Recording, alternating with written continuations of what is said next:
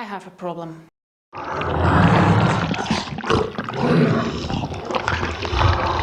To fix it, I'm gonna build a shoe rack. I don't need a large shoe rack. I just need one shelf with space for 3 shoes on top and some space underneath.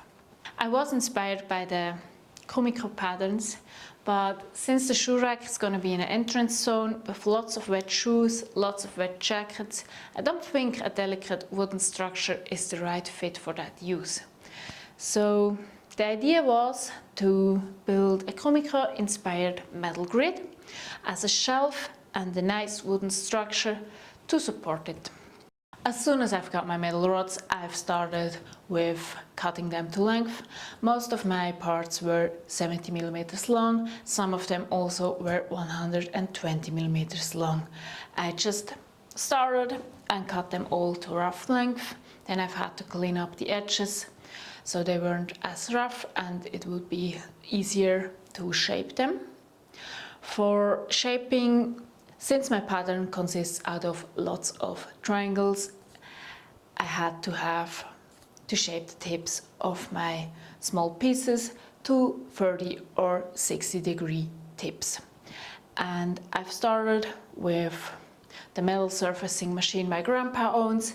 I just put the machine to the right angle, started it, made some pieces, flipped the piece around, did it on the other side again and realized it's gonna take forever. So my mother said, just go to your uncle. He owns a CNC and knows how to use it, and I already have the CAD files for all my pieces ready. So one afternoon I just went to him, he helped me set up the CNC and we shaped all the tips for all my pieces in a few hours. All I've had to do was changing out my parts. And after that, everything was ready for soldering. I designed my metal grid in CAD, and with that I could then calculate on how much material I'm gonna need. I'm gonna have to produce 147 individual pieces, which I then can solder together to one big grid. Material-wise, I want to go with 10 mm high and 3 mm thick metal rods. And lengthwise, I'm going to need 16 meters of steel, which is crazy amount, especially when I think about the finished product. It's just going to be a 75 centimeter long shelf, which is 40 centimeter wide. It's not a lot. I don't have a lot of experience with metalworking, so this was one of my first times soldering something. I've had some experience with welding, and I've tried welding for this particular project, but I just ended up melting the rods. I also tried wig, which had the same result. I just melted my rods, so soldering it was. New skill acquired. I just started with some test joints. I learned how hot it has to be, and then as I felt confident enough to start with the real deal, I laid out my grid. This was really easy because all the angles have been perfectly shaped by the CNC and it looked really pretty just laying there. Then I've started soldering. I've quickly got the hang of it. I just soldered one joint after another. It went very quickly. I was building confidence. I was very happy it's going so smoothly. And then the end came. I constructed a very rigid system with lots of angles and not a lot of space for the metal to expand and contract, and a lot of metal pieces that wanted to expand and contract in different directions, which meant as soon as I got to the end of it and started to close up my metal grid, my solderings started to break. As soon as I placed a new soldering joint, another one just broke. And when I fixed the old one, the new one broke again. There was just too much tension in the system and there was no way for me to fix it. At one point, I decided to leave it. I just closed it up as good as possible, soldered as much as I could, and left some cracks open.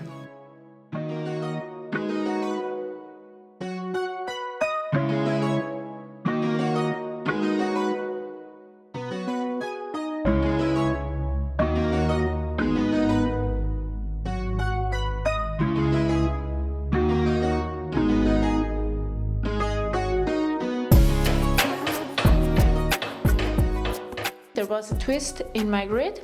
I corrected the twist with some strategic banging with the hammer, and it was also bowing a lot. For the bowing, I used some clamps and overstretched my shelf into the other directions, and after a few passes of that, it was somewhat straight. I cleaned up my soldering joints, and at that point I was really glad I didn't go with brass. In the planning stages of the project, I thought about using brass for the metal grid, and it certainly would have looked really nice. But at the same time, it would have meant I would have had to have everything perfect. The soldering joints would have had to be perfect, and I also would have had to sand them to perfection, which meant a lot of sanding, and we all know how the soldering went. It would have been really ugly if that was exposed at the end of the build, so I'm very glad I went with steel. Snogen? Joei? Hoi? So let's fix my mistakes. Since I've had some cracks in my soldering joints, I decided to fill them with epoxy. The epoxy will just stabilize the cracks, help it stay together, and since I haven't soldered the underside of the shelf at all, I'm going to fill all the joints, all the gaps in the joints down there with epoxy glue as well. Since I've only soldered one side, the other side has lots of gaps. And to fix that, I bought some car repair filler. I just put the filler in all the cracks, sanded it, and honestly, I'm talking to you after everything is finished and with all the paint on. It's looking really good. I can't tell the difference between the soldered side and the filled side. Then it was time to paint my grid. First, I cleaned off everything with alcohol to make sure it's clean. Then I put on the primer so that the paint is gonna stick to it nicely. I've waited for a nice and sunny day and set myself up outside on the parking lot. My grandpa redid his parking lot just a few weeks prior because the old one was a bit cracked and he wanted to have a new and even one. So it was a very nice place to work at. I applied 2 coats of primers, and I may have left a footprint on the new concrete.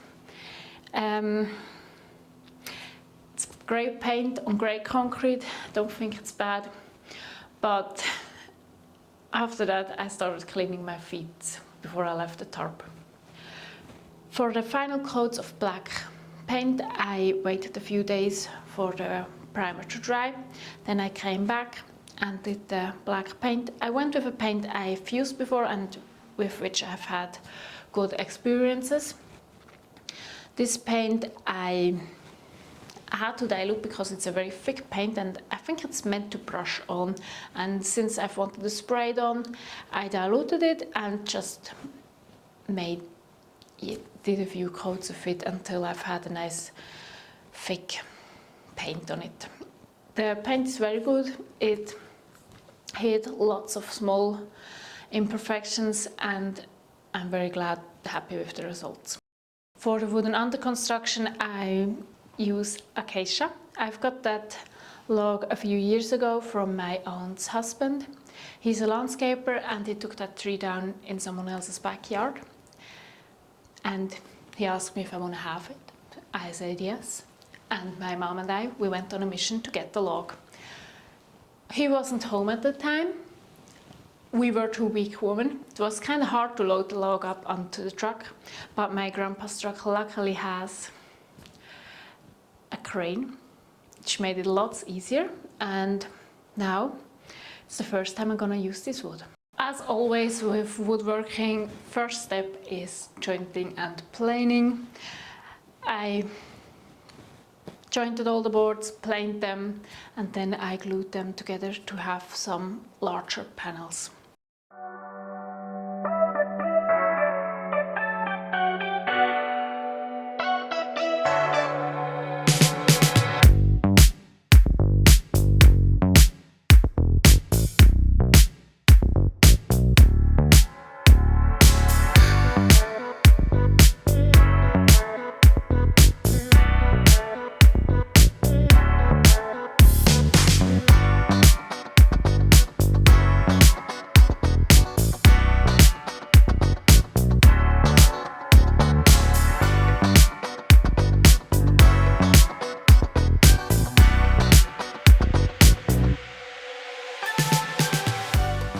The goal was to have some crossing over legs in a nice and bendy shape.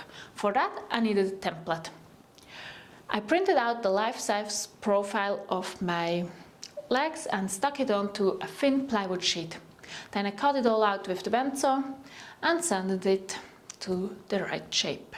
Then it was time to transfer the shape of my template onto the acacia panels. I've transferred them, cut them out on the band saw. Then it was time to route. Routing is always hard for me. I can't seem to grasp on how I have to feed the wood through the router without it getting catches. It always catches, so at this point I know it. I just prepare 10 legs and hope that 8 of them are gonna be good. And I did get one catch in this project, so I've had I think I've had 9 good legs, or 8 good legs. At least I had enough good legs. I needed 8 good legs because I'm gonna glue them together to have 4 thicker ones. So I needed 8 good legs. I made some spare legs just in case I get some catches. I did get some catches, but I can't remember if it was 1 or 2. Anyways, it's hard for me to imagine how I have to feed the piece through the router, depending on the grain, that it doesn't catch as much. And usually I just have to stand there, think for half an hour, draw some arrows onto my pieces, and then I carefully route it out, praying nothing happens. Usually something does. It's hard, but I love the result, so I do it over and over again. I wanted 4 cm thick wide legs, so I glued my 8 legs together to get 4 thick legs, and after that there was some shaping left to do. There were some parts at the bottom of the legs and at the top of the legs I was afraid to shape with the router, and I shaped them from hand or with the sander and just gave them a nice shape. When I was done with that, it was time to cut my legs to length. Since they are not square anymore and there are no right angles on those legs, it's very hard to cut the ends off, because I can't just put them on the table saw anymore. So I made a little jig. I used some leftover board. I stuck on some offcuts, and then I used that jig, put my leg on, put the jig with the leg onto the table saw, and made my final cuts to the length of the leg.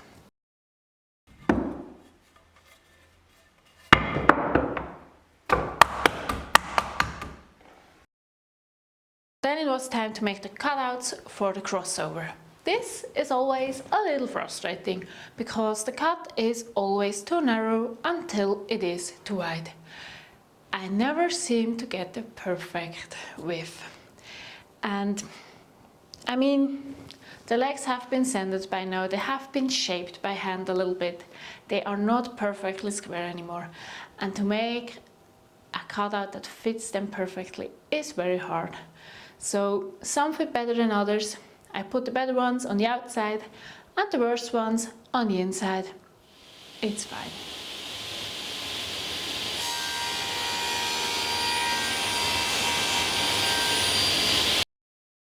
I've wanted the metal shelf to inlay into my wooden legs, which meant I've had to cut out the notch. The first half of it was very easy. I just used the saw and the chisel and got rid of the first half in no time. The second half was harder. For that I just drilled in a whole lot of holes into the upper side of my leg, and then I've used the chisel to get rid of the rest of it. At this point my legs are looking very nice. There is not a lot left to fail, and I just have to clean them up a little. I sanded them, I put on an edge profile, I went with a round over. I was afraid to go on to the router with my nice perfect legs, so I decided to put the round over on with a hand plane and some sanding, and then I glued my legs together and voila, we are almost done.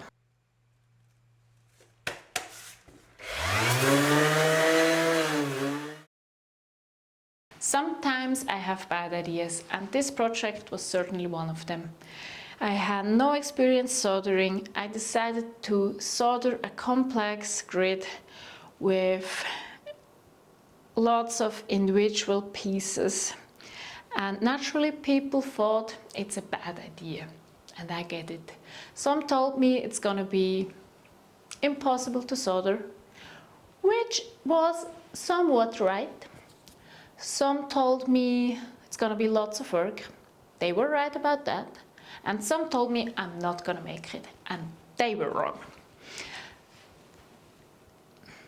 I mean, it's not a good trait to be stubborn and resistant to advice. But I have also never failed at a project before. There's only one last part missing for my shoe rack to be complete, and that is the stretcher. I need 2 more stretchers, and for that I just cut them to rough shape in width, run them through the planer again, and yeah, sanding. I sanded them, and after that we are ready for glue up.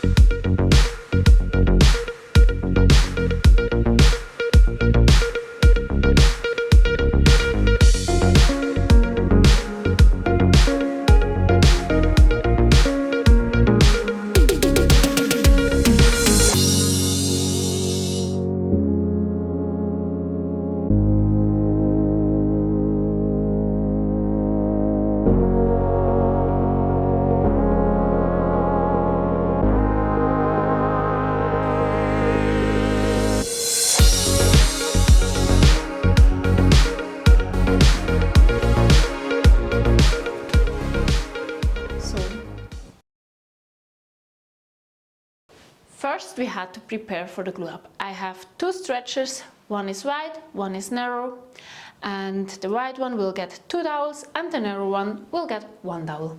I marked the placement of the dowels onto the stretcher, and then I drilled in the holes. To transfer the holes or the markings of the holes onto the legs, my grandpa has a really nice tool. It's just some metal pieces with the same width than the holes we just drilled into the stretchers, and they have a spike in the middle. We put those into the stretchers. I put a tape over them so they can't slide out. Then I placed them onto the leg, adjusted them, and when we were sure we had the alignment right, we banged on top of the stretcher and had marked the placement of our holes that way. With that, we went over to the drill, drilled in the holes for the dowels, and are now ready for the glue up.